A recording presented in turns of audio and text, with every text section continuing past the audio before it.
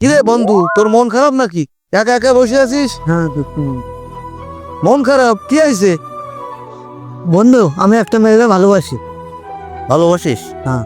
ওই মেয়ের বাসার থেকে কিংবা তোর বাসার থেকে কেউ কি মাইনে গুনে নিচ্ছে না? না রে দোস্ত, মেনে নিচ্ছি না।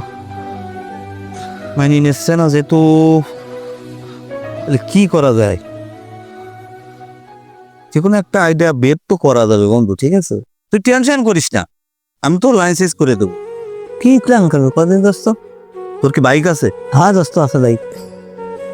তোর যেহেতু বাইক আছে তাইলে তুই একটা কাজ কর। ঠিক আছে। কাজটা হচ্ছে এই, তুই বাইকটা নিবি, এখন গার্লফ্রেন্ডের নিবি, ঠিক আছে? নেওয়ার পরে পরিবার তো যেহেতু মাইনে নিচ্ছে না, সেহেতু একটা কাজ করা যায়। সেটা হচ্ছে এই কাজটা করবি তুই, কি দোস্ত?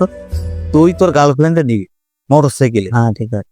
নেওয়ার পরে তুই মোটর সাইকেল নিয়ে যাবি, যাই মনে কর তুই অ্যাক্সিডেন্ট করবি, হ্যাঁ হ্যাঁ ঠিক আছে? অ্যাক্সিডেন্টটা করার পরে আমি তো বসে থাকবো, তোর সাপোর্টে থাকবো, ঠিক আছে? এইবার তোরা দুজন যখন পড়ে যাবি তখন তোর গার্লফ্রেন্ডের ফ্যামিলির কাছে আমি ফোন দেবো, কিংবা তোর ফ্যামিলির কাছে ফোন দিয়ে বলবো এরকম যে এরা দুইজন এরকম অমুক জায়গায় অ্যাক্সিডেন্ট করে পড়ে গেছে, এদের এখন ইমার্জেন্সি হাসপাতালে নিয়ে দেবে। তখন তোর শ্বশুর জানবে, সবাই যেহেতু জানবে, তখন জানাজানের পরে পরের টার্গেটটা আমি চিন্তা ভাবনা করবো, পরে যা করা যাবে, ঠিক আছে? জেনে যেহেতু যাবে সেহেতু, সবাই যেহেতু জানবে সেহেতু তোর একটা লাইসেন্স ভালো হবে, ঠিক আছে? তো তুই এই কাজটা কর, শুরু কর, ওকে? চল। আচ্ছা বন্ধু, তাহলে আজকে তুই বাসায় যা, তোর কোনো টেনশন নেই। হ্যাঁ। তোর বন্ধু যেহেতু তোর পাশে আছে, তোর কোনো টেনশন নেই, ঠিক আছে? বন্ধু থাক। কি রে বন্ধু, তোর গার্লফ্রেন্ডের সাথে কি এর ভিতরে দেখা করছিস? না রে বন্ধু, এখনো দেখা করিস নে? না। এখনই ফোন দে তোর গার্লফ্রেন্ডের কাছে, আচ্ছা দিক দিয়ে এখানে আসতে বল। বন্ধু, তুই কথা বল। আর আমি কথা বলবো? হ্যাঁ। দি। তোর গার্লফ্রেন্ডের নাম কি? রানী। রানী।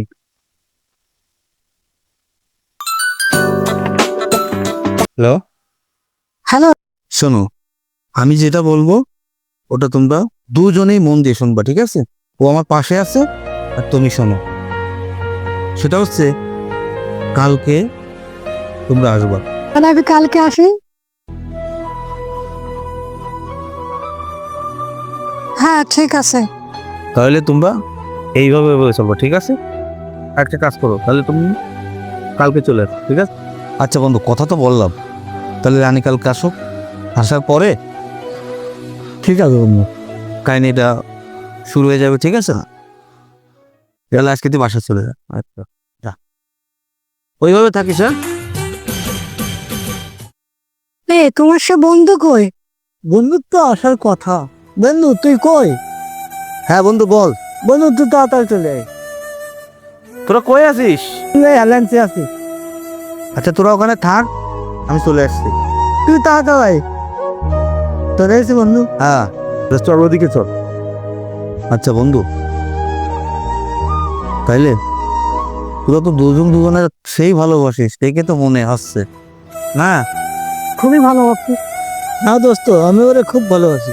হ্যাঁ, দেখে তো তাই মনে হচ্ছে তোরা দুজনের কি যে ভালোবাসিস, এটা তো তোকে দেখে বোঝা যায়। কোনটা দে? এইটা আমার বাবার নাম্বার।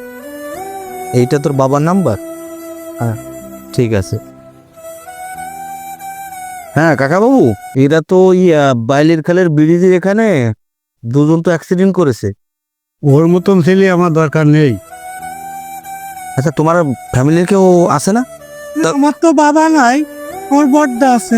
আচ্ছা সে বর্দা নাম্বারটা দাও, আমি ফোনে কথা বলি। আপনি আমার এই ফোন দিয়ে কথা বলে নাম্বার বের করে দিন।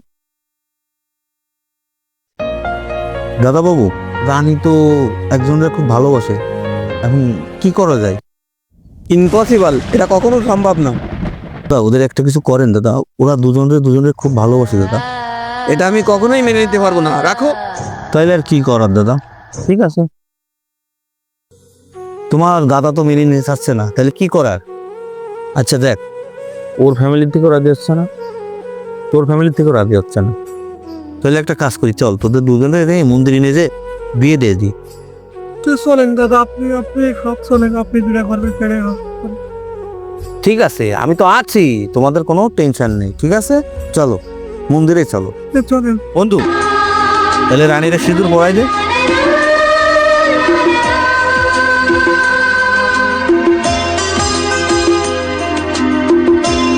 তাহলে তোদের আশীর্বাদ করি যাতে তোরা সুখী শান্তিতে থাকিস। হ্যাঁ, যা চলে যা।